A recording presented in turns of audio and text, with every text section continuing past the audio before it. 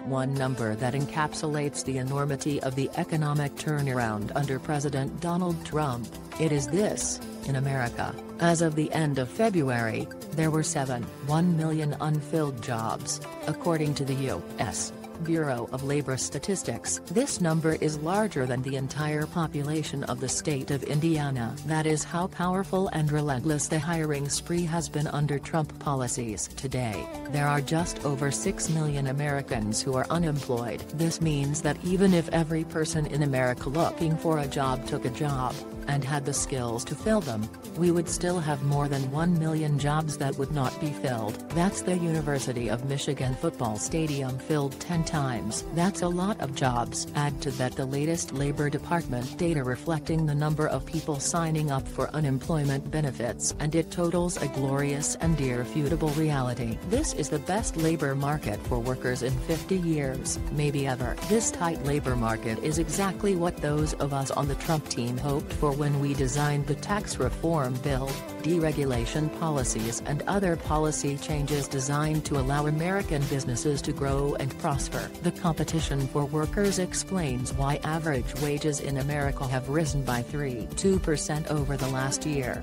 in an environment of little or no inflation. Add to that the potential for an average tax reduction of between $1.500 and $2.000 for the typical middle-class family, and it is no wonder that 71% of workers feel good about the economic direction of the nation. A recent CNN poll found, before the 2016 election, only about half that number of Americans rated the economy as good or great. For the first time in a long time, Americans' real take-home pay is expanding. It feels good. People are spending because they have more money in their wallets and they are confident in their financial futures. What a change from the malaise of the last decade, when almost every poll showed that jobs and the economy were the biggest worry for Americans. The tight labor market and boost in wages are inextricably linked. Target just announced a new minimum wage of $13 an hour. That wage is headed to $15 an hour in the next 18 months. Is this because of a government minimum wage law?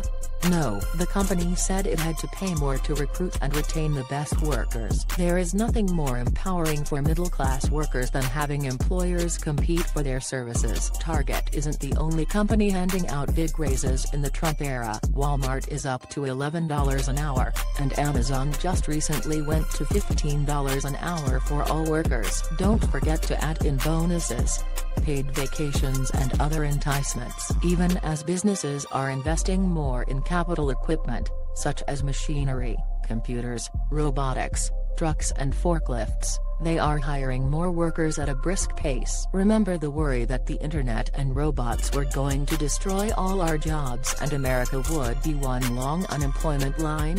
It's not happening. So now the worry is that America is running out of workers. Not really. As wages rise, more working-age Americans who aren't currently looking for jobs will snatch them up. There are several million Americans who could be in the labor force if the offer to get off the sidelines was enticing enough. The irony of all this is that at the very moment the left wants to institute a guaranteed livable income for every American, Trump is doing that and more by making sure that every last American who wants one can get a job. Stephen Moore is a senior fellow at the Heritage Foundation and an economic consultant with FreedomWorks. He is the co-author of Trumponomics, Inside the America First Plan to Revive the American Economy. To find out more about Stephen Moore and read features by other Creators Syndicate writers and cartoonists, visit the Creators Syndicate webpage at www.creators.com.